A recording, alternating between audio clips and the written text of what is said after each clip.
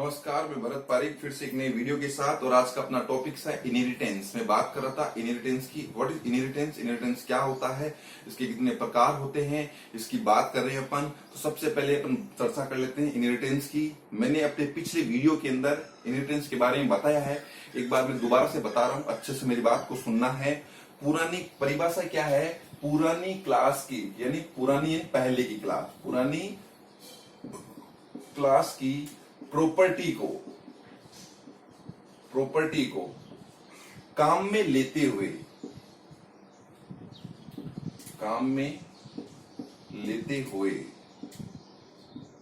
नई क्लास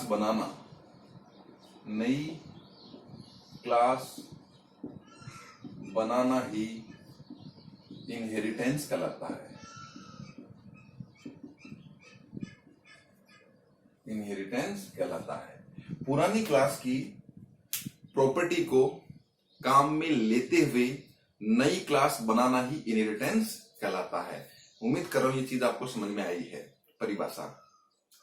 जैसे कि मैं आपको अपने पिछले वीडियो में एग्जांपल दिया था कि राजा अपनी प्रॉपर्टी किसको दे देता था? बेटे को दे देता था, चाइल्ड को देता। अगर किसी राजा की कोई चाइल्ड नहीं होता तो बहुत टेंशन में रहता था वो कि भाई अपनी प्रॉपर्टी किसको दें। वो परीक्षा लेता था कि भाई शहर का सबसे योग्य व्यक्ति कौन है, शहर का सबसे बुद्धिमान व्यक्ति कौन है जिसको मैं अपना राज्य संभाल सकूं। बहुत चिंता में रहता था वो, क्योंकि वो सोचता था कि अब मेरी प्रॉपर्टी को कौन रीयूज करेगा, अब मेरी प्रॉपर्टी को, मेरे शासन को कौन चलाएगा, इसकी रीयूजेबिलिटी कौन होगी, क्योंकि तो मैं बूढ़ा हो चुका हूं। तो कहने का मतलब क्या हुआ कि प्रॉपर्टी को रीयूज करने के लिए चाइल्ड मस्ट है, चाइल्ड का होना जरूरी है।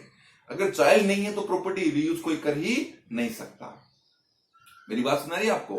तो इसका मतलब यहां पर यहां प्रोग्राम की बात करें तो यहां पर एक क्लास बनी हुई है, एक क्लास बनी हुई है राजा के रूप में, एक क्लास बनेगी उसके बेटे के रूप में। यानी यहां दो क्लासें बनेगी, एक पेरेंट क्लास, एक चाइल्ड क्लास। समझ में आ रही बात?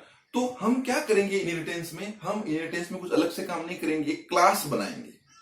क्या बनाएंगे? एक क्लास। और उस क्लास को इस तरीके से बनाएंगे कि वो पुरानी क्लास की प्रॉपर्टी को रीयूज करे।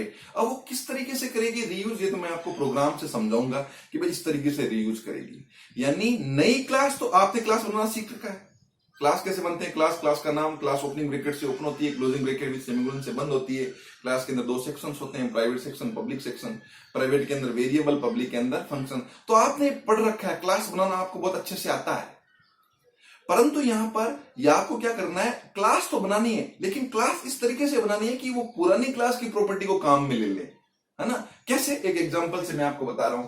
जैसे कि मान लो ये दादाजी है, इन्होंने कोई मकान बनाया है। मैंने पिछले वीडियो में एग्जांपल दिया है, दोबारा से सुनना इसको। अब इस मकान को बेटा आया, बेटे के पास कुछ पैसे इकट्ठे हो गए। वो सोच रहा है कि यार मकान तो पुराना है, इसको थोड़ा चेंज करते हैं, इसको नया करते हैं, इस मकान को बनाते हैं। तो उसके पास दो ऑप्शंस है। पहला ऑप्शन तो है कि वो पूरी तरीके से पूरा ही नया बनाए, इसको छेड़े ही नहीं, नया मकान बना ले, नई जगह पर नया मकान बना ले। उससे उसको पूरा का पूरा सामान दोबारा से लाना पड़ेगा, नया सामान पूरा का पूरा दोबारा से लाना पड़ेगा। दूसरा तरीका वो है, यह है कि ये क्या करे, इस मकान को क्या करेगा, इस मकान की प्रॉपर्टी को काम में ले लेगा, पूरी को प्रॉपर्टी को काम में लेकर के नया मकान बना देगा।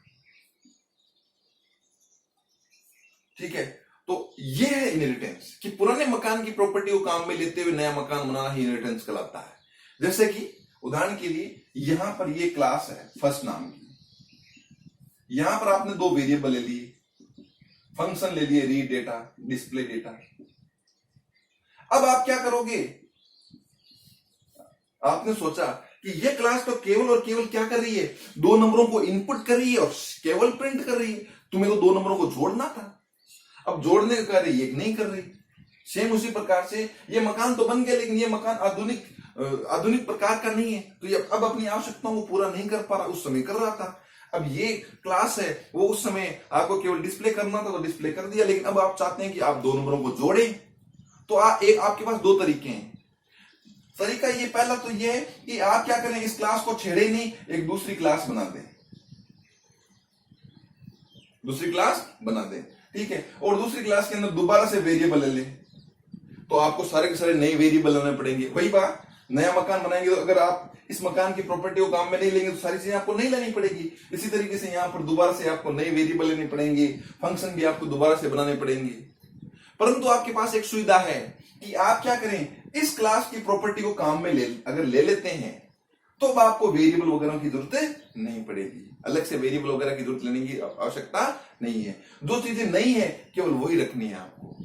समझ रही बात? तो जैसे कि आपको दो नंबरों को जोड़ने के लिए ये ए और बी वेरिएबल आपको अवेलेबल हो जाएंगे, यहाँ से रीड डेटा आपको यहाँ मिल जाएगा, डिस्प्ले डेटा आपको मिल जाएगा, आपको केवल एक सम फंक्शन बनाना है।